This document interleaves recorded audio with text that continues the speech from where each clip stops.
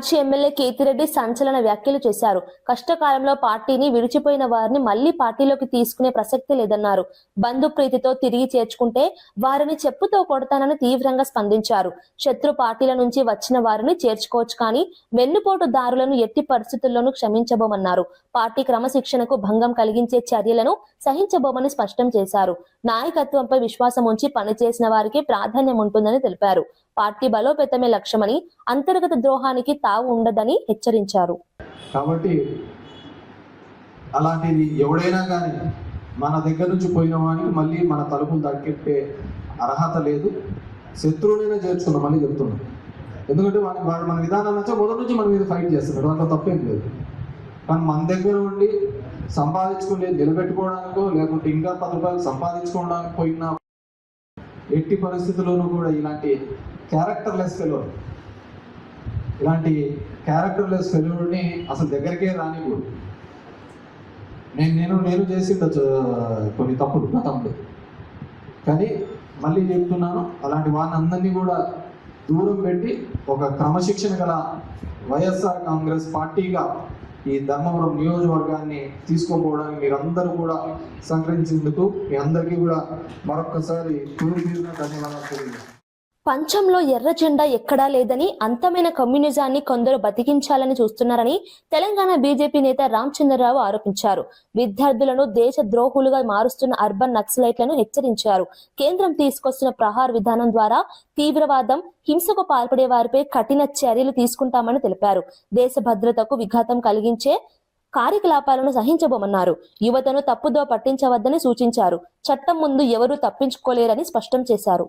ఇండియాను తిట్టడం, ఇండియాకు వ్యతిరేకంగా మాట్లాడటం, abuse India, against India, anti India, వీళ్ళకు ఏ ఒక అబ్రివేషన్ అది అర్థమైంది వాళ్ళకు. ఎంత సిగ్గుచేటు పని.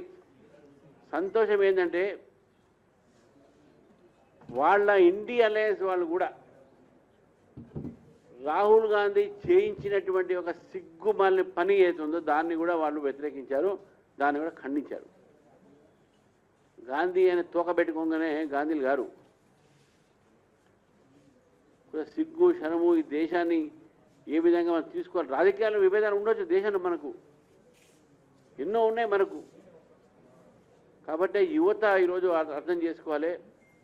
ఈరోజు దేశవ్యాప్తంగా కూడా అందరూ కూడా చూసి రాహుల్ గాంధీ చేసిన పని అందరూ కూడా తలదించుకోవాల్సిన అవసరం వచ్చింది. రాహుల్ గాంధీ గారు దేశాన్ని క్షమాపణ కోరాలి, దేశ యువతకు క్షమాపణ కోరాలి.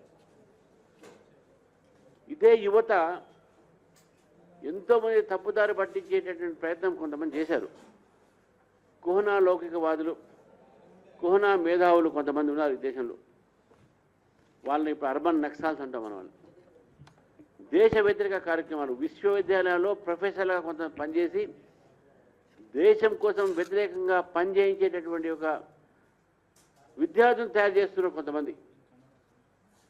ఆ విద్యార్థులు కూడా ఎట్లా తయారు చేస్తున్నారంటే, వాడు అంటాడు షజిల్ అహ్మద్ ఎవరు, వాడు సిఐఏ, అప్పుడు చికెన్ నెక్ని మనం కట్ చేస్తే నార్త్ ఈస్ట్ మొత్తం సపరేట్ అయిపోతుంది, అది వేరే దేశం అయిపోతుంది అంట. ఇది ఆలోచన వాళ్ళకి. వాళ్ళకి రాహుల్ గాంధీ సపోర్టు, వాళ్ళకి కాంగ్రెస్ పార్టీ సపోర్టు. గత 45 సంవత్సరాల నుంచి అనేక మంది అమాయకులు చంపినటువంటి ఒక నక్సలైట్స్ ఈరోజు చాలా సంతోషం ఏంటంటే, ఆపరేషన్ కగార్ కింద నక్సలైట్స్ చాలామంది ఈరోజు సరెండర్ అయ్యారు. తెలంగాణలో కూడా టాప్ మోస్ట్ మావోయిస్ట్ లీడర్ అందరూ సరెండర్ అవుతూ వస్తున్నారు. కొంతమంది మిగిలారు. నేను అమిత్ షా గారు కూడా చెప్పారు, వాళ్ళు కూడా సరెండర్ అయితే ఆపరేషన్ కగార్ పూర్తి అవుతుంది. దేశాన్ని లెఫ్ట్ ఎక్స్ట్రీమిస్ట్ ముక్తిగా భారతదేశాన్ని తీర్చిదిద్దుతున్నాం మనం.